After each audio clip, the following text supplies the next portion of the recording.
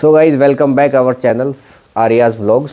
सो actually मैंने एक solar plant लगाने का प्लान किया है और उसके लिए मेरे को कुछ इन्फॉर्मेशन चाहिए थी। तो मेरे को जो भी मेरे नॉन थे जिन्होंने मेरे को बताया कि इनसे लगवाओ उनसे लगवाओ, तो बहुत लोगों से मैंने कंसर्न किया। उसके बाद एक बेस्ट मैन जो मेरी नज़रों में बेस्ट है, मेरे को लगता है इनसे और हो सकता है और लोगों को भी हो, पर जो मेरे क्रॉस में आए नॉन में आए उनमें सबसे अच्छे आदमी मेरे को ये लगे एज ए ह्यूमन भी, और जो सोलर प्लांट की नॉलेज है इनको बेहतरीन मेरे को लगता है।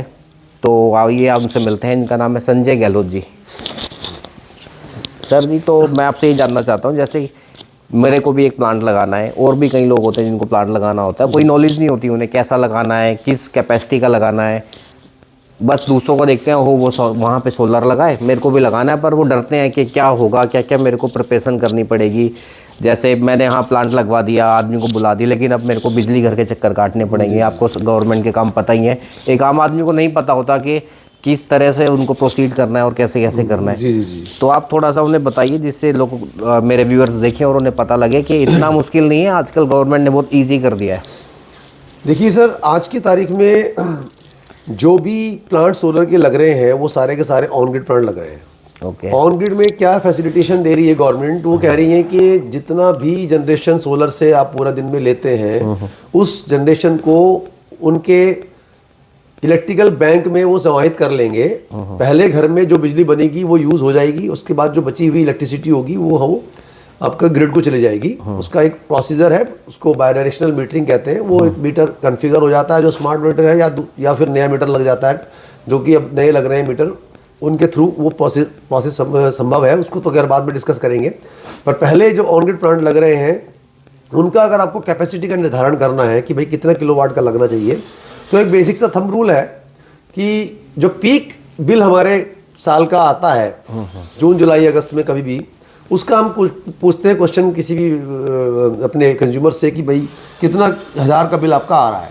सपोज आपका बात करें कि भाई आपका बिल कितने हज़ार का जैसे हमारा मैक्सिमम गर्मियों में 7,000 7,500 ऐसा आया था, और मिनिमम सर्दियों में 2,000 भी आया। अभी पिछला बिल ही 2,700 रुपये का था। तो अगर आपका बिल 7,000 का आता है तो हम आपको ये रिकमेंड करेंगे कि आप 5.5 किलोवाट का या 6 किलोवाट का प्लांट अगर अपने घर पर लगा लेते हैं तो आपकी लगभग 90 to 95% एनर्जी चार्जेस जो है वो आपके रिड्यूस हो जाते हैं बिल से। तो बिल में दो वैल्यूज़ होती हैं, एक एनर्जी चार्जेस होती है, एक आपकी फिक्स चार्जेस या डिमांड चार्जेस होते हैं। फिक्स और डिमांड चार्जेस तो नहीं कम हो सकते हैं, क्योंकि वो आपकी डिमांड जितनी, आपकी कितने किलोवाट की डिमांड आपको ग्रिड से लेते हैं उस पर निर्भर करती है, और वो फिक्स है। अगर आप वो 75% ऑफ द कनेक्टिंग लोड की देनी पड़ती है। जैसे सपोज आपका कनेक्शन कितने किलोवाट का है? 4 किलोवाट का। तो 4 किलोवाट का 75%, यानी कि अगर सर्दियां भी होंगी और आप कोई ज़्यादा डिमांड भी नहीं जनरेट कर रहे होंगे ग्रिड से, तो भी आपको 3 किलोवाट गुना 110 रुपये प्रति किलोवाट के हिसाब से 330 रुपये मंथली तो देने ही पड़ेंगे। अगर एनर्जी चार्जेस आपके जीरो हो जाते तो भी वो तो फिक्स चार्ज है, वो तो फिक्स है। और वो अगर आप 2 दिन महीने के लिए कहीं विदेश चले जाते हैं या टूर पे चले जाते हैं तब भी आपको देने पड़ते हैं, उसमें कोई कुछ नहीं कर सकता। वो तो सोलर से हम रिड्यूस कर देते हैं 90%, लाइक बिजली 90% 95%, और एनर्जी चार्जेस तो आप 100% तक भी रिड्यूस कर सकते हैं। तो इसका तरीका ये रहता है कि अगर हम आपका 4 किलोवाट का प्लांट आपको सजेस्ट करते हैं और आप उसके लिए यस भी कर देते हैं, तो 4 किलोवाट से प्रतिदिन ऑन एवरेज आपको 16, 17, 18 यूनिट के आसपास आपको मिल जाएंगी ऑन एवरेज। जबकि गर्मियों में आपको ज़्यादा मिलेंगी, करीब 6 यूनिट पर किलोवाट पर डे के हिसाब से, यानी कि करीब 24 से 26 यूनिट करीब आपको गर्मियों में, मतलब गर्मियों में 1 किलोवाट से 6 यूनिट बनेगी लगभग, और सर्दियों में 4 से 5। यस, टुवर्ड्स नॉट सर्दियों में, मतलब पीक सर्दियों में तो आपकी थोड़ी और भी कम हो जाएंगी। लेकिन रिड्यूसिंग मैनर में आप 6 से रिड्यूस करते करीब 3 यूनिट पर किलोवाट पर डे या 2.5 यूनिट पर किलोवाट पर डे भी आता है समय, जैसे कि दिसंबर का समय है या बादल कभी आ जाते हैं उस टाइम पे। हाँ। एक लोगों का डाउट और ये रहता है कि जैसे हमारा जो लोड हमने लिया है 4 किलोवाट का लिया है जी, तो अगर हम 6 किलोवाट का लगा दें ऑन ग्रिड हो सकता है? नहीं, जितने किलोवाट का एग्जिस्टिंग कनेक्शन है उतने किलोवाट का ही सोलर आप लगा सकते हो, उससे कम का भी लगा सकते हो। बहुत सारे लोगों को ये बड़ी इंफॉर्मेशन क्लियर नहीं है। बहुत सारे कैंडिडेट हमारे जैसे जो वेंडर्स हैं या और जो लोग हैं वो उनको गलत बता दे रहे हैं। वो कह रहे हैं कि नहीं 4 किलोवाट का कनेक्शन है तो 4 ही का लगेगा, 3 का नहीं लग सकता, 2 का लग सकता। ऐसा नहीं है, आप 1 का भी लगा सकते हो। जितने का कनेक्शन है उससे कम का आप लगा सकते हैं, उससे ज़्यादा का नहीं लगा सकते। और अगर ज़्यादा भी लगाना है तो आपका लोड बढ़ाया जा सकता है, उसके बाद उतने किलोवाट का प्लांट लगाया जा सकता है। इसमें कोई इफेक्ट बट नहीं।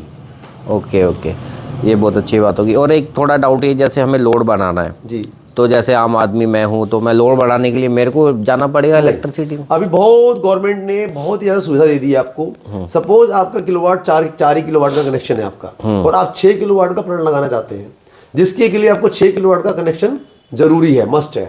अब आप कहोगे कि यार मैं कैसे करूं, मेरे पास समय नहीं है या मेरे पास मैन पावर नहीं है, मैं तो बाहर जॉब करता हूं या कुछ भी है।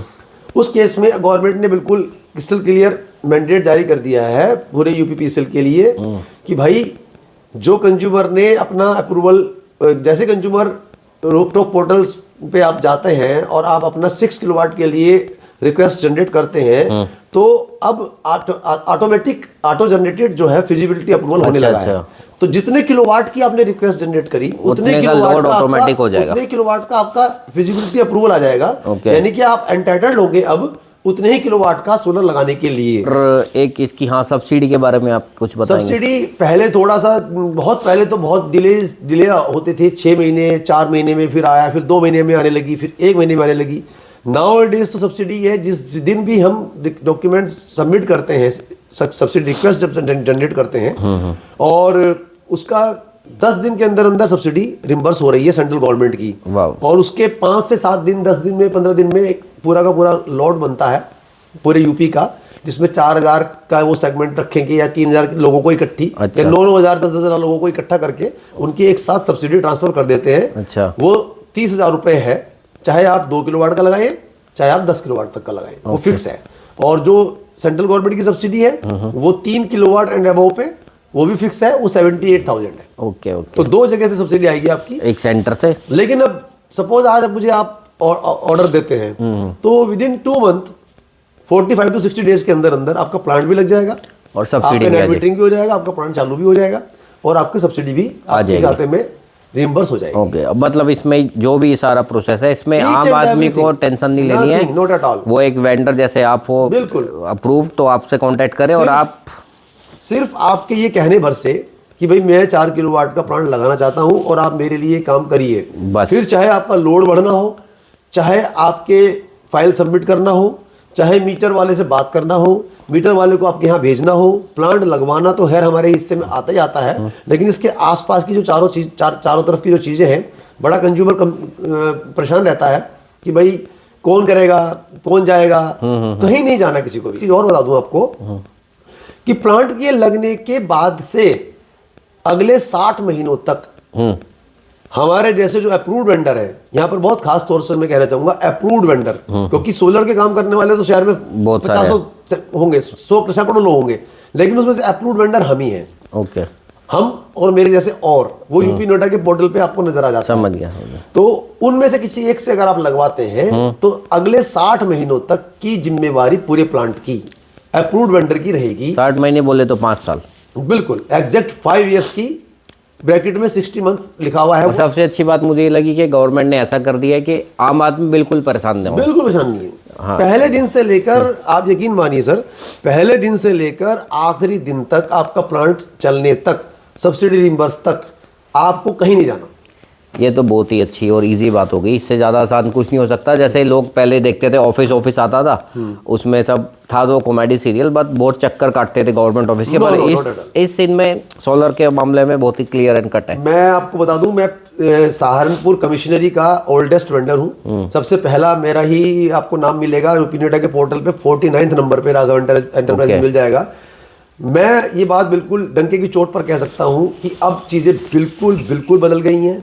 Each and everything is transparent, और आप कभी किसी भी वेंडर की शिकायत भी आप कर सकते हो पोर्टल पे, वो भी आपके पास एक मौका है। तो ऐसा बिल्कुल नहीं है कि किसी तरह की भी कोई, बस इतना ही ध्यान रखना है आपने कि वेंडर जो चुने आप वो आपके शहर का हो तो ज्यादा बेहतर है, बाहर का भी चुन सकते हैं, और वो उसको बस एक बार समझ लीजिए आप कि वो कितना सही है कितना गलत है। वो आपका अपना निर्णय है कि आप कैसे उसको परखते हैं। हाँ, मतलब चलिए, ये तो बहुत अच्छा लगा आपसे बात करके। और मैं कोशिश करूंगा कि जब मैं प्लांट लगाऊं तो आप ही को दूं। मेरा प्लान पूरा यही है कि मैं आपसे प्लांट लगाऊं, क्योंकि आप अच्छा थोड़ा अपने बारे में बताइए ज़रूर कि आपने कैसे कैसे स्टडी करी और देखिए मैं बेसिकली ये एक्चुअली इससे रेलेवेंट तो नहीं है, पर मैं ये बताना चाहता हूँ कि हाउ कैपेबल ही इज़। देखिए मैं बेसिकली मेरा नाम डॉक्टर संजय गहलोत है। मैं बीटेक एमटेक पीएचडी हूँ। मेरा बीटेक इलेक्ट्रिकल इंजीनियरिंग में है, एमटेक एनर्जी मैनेजमेंट में है और पीएचडी एनर्जी स्टडीज़ में है। सोलर में स्पेशलाइजेशन है। मैं 2009 से सोलर पे काम कर रहा हूँ। So thank you sir. तो मैं कोशिश करूँगा आपसे ही मैं लगवाऊँ। Thank you so much, sir. Okay.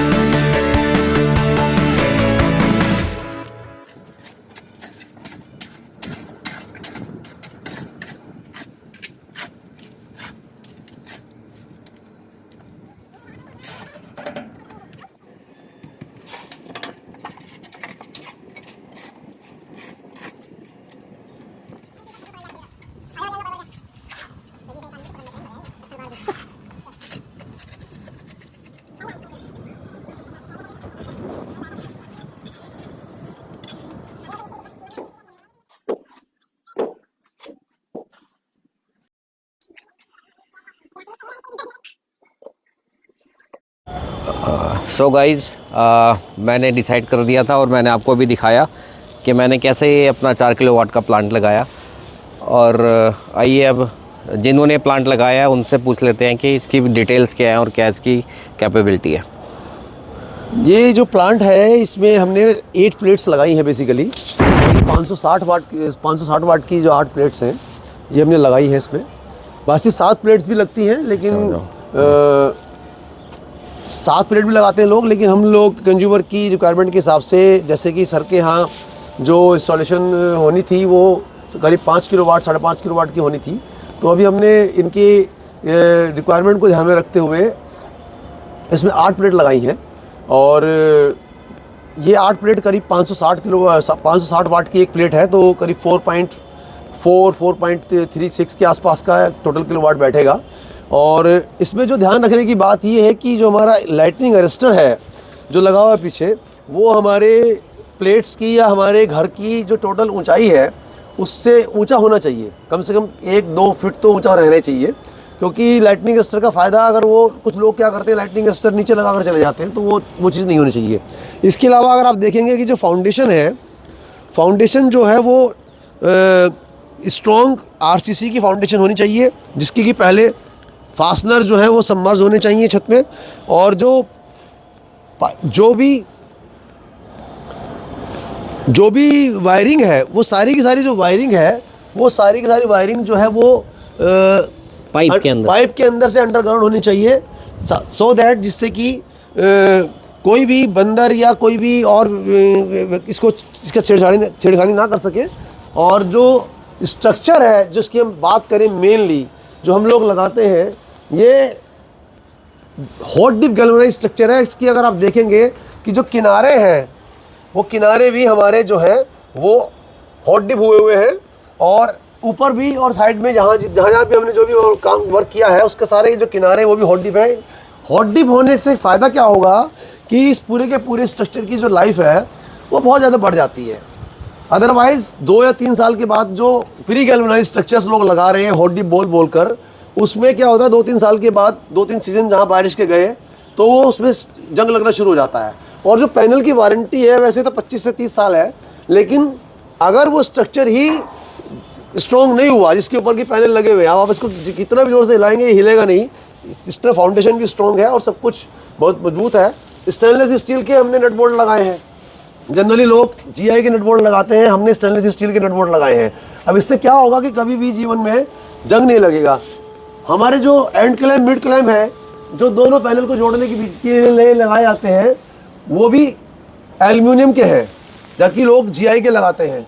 तो इन सारी चीज़ों का ध्यान अगर आप रखते हैं, लगवाने वाले व्यक्ति रखते हैं, तो लगाने वाला व्यक्ति भी रखे, तो फिर चीज़ें थोड़ी सी बढ़िया हो जाती है। हालांकि इसकी वजह से टोटल कॉस्टिंग थोड़ी सी बढ़ जाती है, लेकिन वही हमारे पुराने पूर्वजों ने सबने बोला है कि महंगा रहे एक बार, सस्ता रहे बार बार। अगर उस कॉन्सेप्ट को ध्यान रखते हैं, थोड़े से कॉस्ट ज़्यादा ज़्यादा लगने से फ़र्क नहीं पड़ता। क्योंकि आजकल ये कॉन्सेप्ट बहुत नया होने की वजह से ज़्यादा लोगों को जानकारी नहीं है कि नट बोल्ट स्टेनलेस स्टील के होने से क्या फ़र्क पड़ेगा, MC4 कनेक्टर्स जो हैं वो स्टॉबली के अगर लगवा रहे हैं उससे क्या फ़र्क पड़ेगा, एंड क्लैम्प मिड क्लैम्प अगर एल्यूमिनियम के हैं तो क्या फ़र्क पड़ेगा, स्ट्रक्चर अगर हॉट डिप है तो क्या फ़र्क पड़ेगा। वो केवल इस बात के लिए अवेयर रहते हैं कि भाई प्लेट किसकी लगा रहे हो।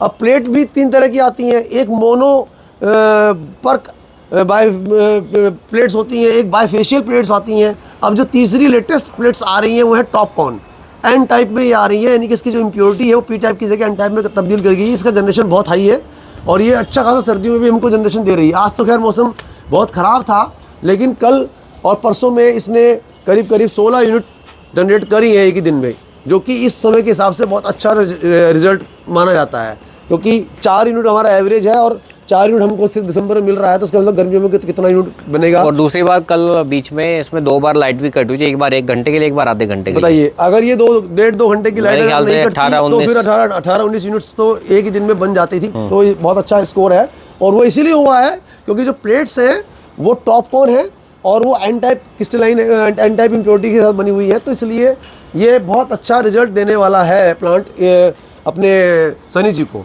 तो मैं यही कहूँगा कि छोटे छोटे चीज़ें मिलकर बहुत अच्छा रिजल्ट देती हैं, और आप लोग भी इस बात के लिए बहुत बारीकी से अध्ययन करके उसी व्यक्ति को काम दीजिए जो आपको लगता है कि हाँ इन सब चीज़ों को ध्यान रखेगा, और उससे ओवरऑल आपका 25 साल का प्रोजेक्ट है। बस ये ध्यान रखिएगा, it is not a mayor 3 और 4 इयर्स प्रोजेक्ट, ये 25 साल का प्रोजेक्ट है, तो आपको सारी चीज़ें उतनी मजबूत लगवानी चाहिए जिससे कि वो 25 साल तक आपको सपोर्ट कर सके। और जरा वो भी बताइए जो अपने आप MCB जो AC/DC बॉक्स यूज़ करें, इसके बाद ACDV DCDV और इन्वर्टर की भी बारे में भी आपको बताते हैं। आइए सर चलते हैं।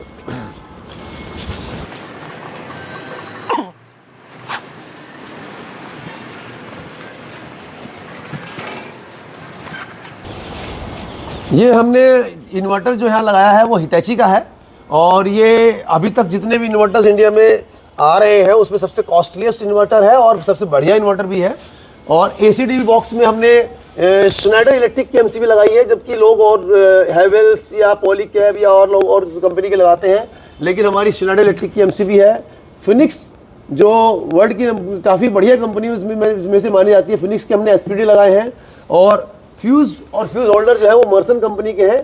They both are the USA made company and Schneider electrical is German based company.